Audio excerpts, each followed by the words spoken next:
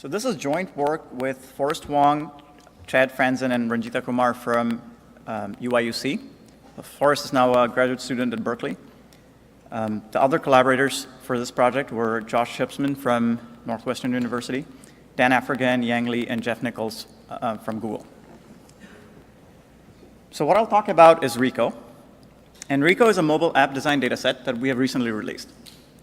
It is the largest such dataset and contains over 10,000 user interaction traces, 72,000 unique UI screens, 3 million UI elements, and these are from over 9,700 popular Android apps. This dataset is publicly available right now at interactionmining.org/Rico. Let me show you what this dataset contains.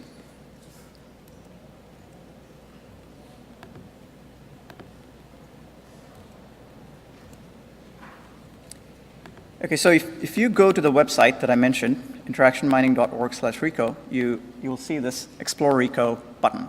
If you click on that, it'll take you to a web app where you can visually explore the dataset. The dataset contains Android app data from 27 different Play Store categories. So here are, there are over 9,000 results here, and these are the apps that we have mined. Now, let's go to one of these categories, Maps and Navigation, and I have already loaded that in another tab. So here in Maps and Navigation, we have about 270 results, and we have organized the data set according to categories that you can explore.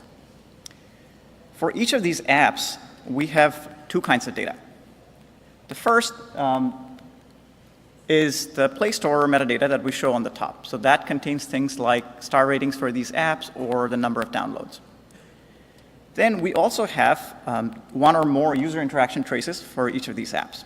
So these traces contain a sequence of UI screens that you can go back and forth in and get a sense of what users were trying to do in these apps. Here I'm also showing the user interactions on each of these UIs with those green circles. So this can help you understand the different tasks that the user is performing on this app. For each of these UIs, the dataset also, in addition to the screenshot, contains the Android view hierarchies. So these view hierarchies contain hierarchical information about the different elements that constitute this UI. So you can mouse over on these elements and get a sense of where in the UI they are. For each of these elements, we also have important properties. Let me show you one of them.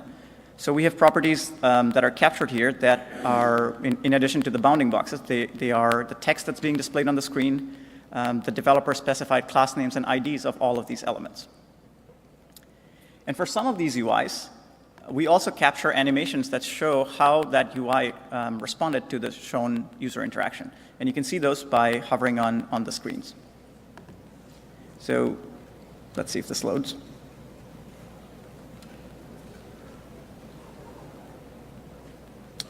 It's happening very slowly. Okay, I'll skip this for now. So there are animations that are there in the dataset, and if you want to download this dataset, you can go to the Download Rico page, and we have released all of these UI screenshots, view hierarchies, user interactions, and animations on this page. And again, it's at interactionmining.org/Rico.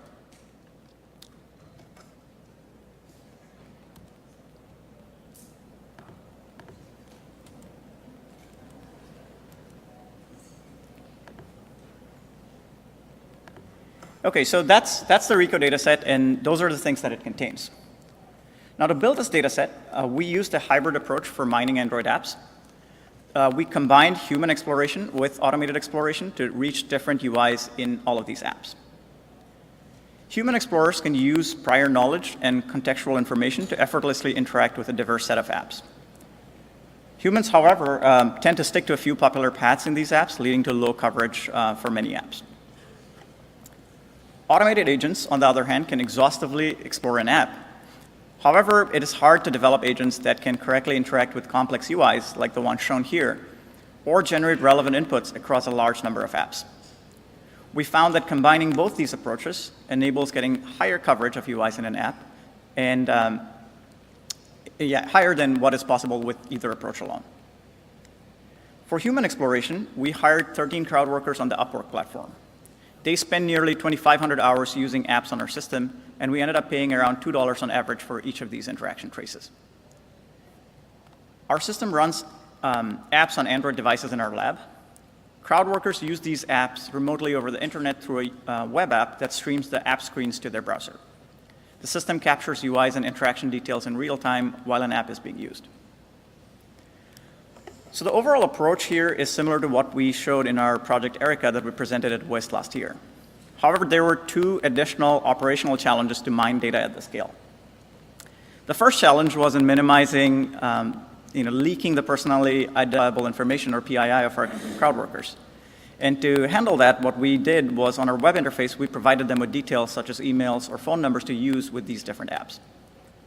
The second challenge was in enabling crowd workers to complete app verification steps. So for example, on the Waze app there, the crowd worker was verifying their phone number. And to be able, to enable them to be able to do that, what we did was we set up the system in a way that when they use the emails and phone numbers that we provide, any messages sent to those show up on this interface. So that way, crowd workers can easily do verification cycles with many of these apps and actually get to the actual real screens in the app. The other challenge was also that getting crowd workers to follow these procedures required some amount of training as well as constant oversight. We found it easier to do that on Upwork compared to other platforms because workers preferred long-term work, and Upwork itself provided good integrated communication tools to keep in touch with these workers. So that's how we ended up mining our data set. Once we had these traces, though, we also post-processed them to provide two additional annotations with our data set. First, we exposed a set of unique UIs that we found across all of these apps, because this is what many researchers might care about. This required developing a design similarity heuristic to identify UIs in our traces that had the same design and to mark them as duplicates. This heuristic is content agnostic, meaning it can detect when the same UI is presented to it with different content. For example, the two screens shown here look different visually, but they are the same design. It's just that the content is different. Detecting such design similarity using just pixel-based methods was hard. What we relied on instead were the developer-specified IDs that we captured for all of these UI elements. These stay the same even if the content changes. These IDs are present in the view hierarchies that we mined, and our heuristic compares the set of IDs to see if two UIs are similar. The second annotation that we provide exposes the similarity between UIs to enable example-based searching on this data set. We annotate each unique UI in our data set with a 64-dimensional vector that concisely captures their layout. We trained a deep learning-based model to learn these vectors in such a way that UIs with similar layouts are close to each other in the 64-dimensional space.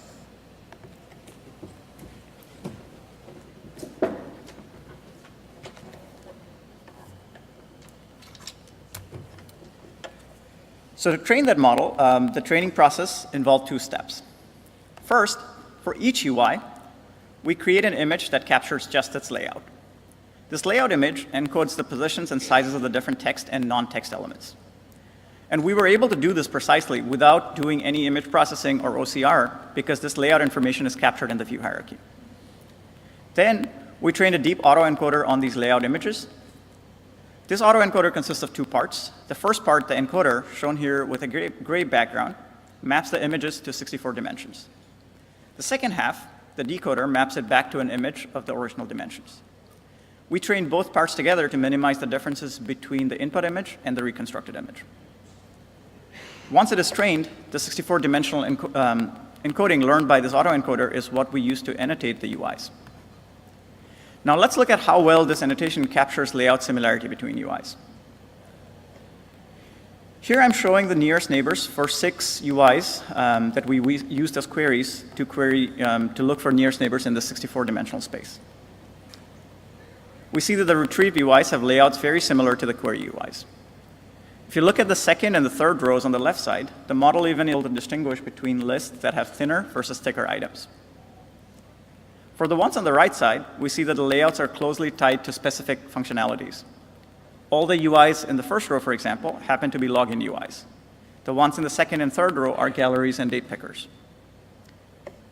So this is how these layout annotations provide can support example-based searching for UIs. The thing to note here, though, is that this was possible with an off-the-shelf deep learning model that was trained in a completely unsupervised manner because we were able to accurately construct the layout images that you see here in red and blue, and because our data set was large enough to meaningfully train the autoencoder. So those are the things that the Rico data set comes with right now. Let me now talk about 3 things that we're working on to further enrich the data set. First, we think having semantic labels for elements and UIs would be a useful addition. For example, we could have labels such as this is a search icon or that's a login page. We are exploring computational models for creating such labels from developer-specified metadata such as class names and IDs. Second, annotating different user flows with performance data, such as completion rate or time taken, would help understand how different designs compare in terms of design outcomes. So we are exploring the use of our crowdsourced performance testing system, Zipped, that I talked about earlier today, to annotate some of the data with performance numbers.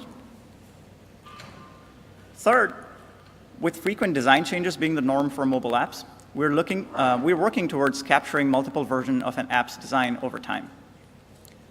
Fortunately, unlike web pages, it's easy to detect app design change for Android apps, thanks to the metadata exposed by the Play Store. The challenge is in actually developing sustainable ways of repeatedly crawling a large number of apps that we can sustain financially as well as operationally. So those are some of the things that we are hoping to add to the dataset in the near future. Now let me wrap up by talking about a few data-driven design applications that we hope to see built on top of Rico. Design search systems like the ones that we have seen in previous work for web pages is perhaps the low-hanging fruit here. Keyword-based search can be implemented over the Rico dataset by searching over UI and element-level metadata. And as I've shown in the previous slides, example-based searching can also be done using the layout annotations that we provide. In addition, other ways of thinking about UI similarity outside of layout could also be considered. Another application is an automated generation of UI layouts. Automated layout generation has been explored in prior work for graphic design as well as for some interactive systems. With tens of thousands of layouts that Rico contains, this could be a useful training set for training underlying models that power such systems for mobile app layouts. A related application is in generating UI code from UI images. This is something that developers spend a lot of time doing once they're handed a designer's mock-up of an interface. Prior work has looked at ways to do this using heuristics as well as deep learning-based models. Rico would be an ideal data set for training such models, since it contains both the UI screenshots as well as details of the Android components used to build them. And finally, we would love to see models that predict effectiveness of different mobile app designs. Researchers have collected annotations and built models that predict aesthetics as well as visual importance of web pages, graphic designs, infographics, and to some extent for mobile apps. With tens of thousands of mobile UI images, the Rico dataset would be an ideal starting point for collecting such annotations and building predictive models for mobile app designs. In the short term, training models on the Play Store metadata to predict an app's success based on a design could also be interesting. So those are some of the applications that we hope to see in the future. We're also excited to see whatever else you build with this dataset. Thank you.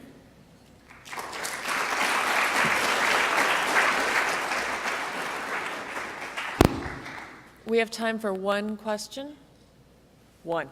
Got it. So hello, thank you very much for the interesting talk.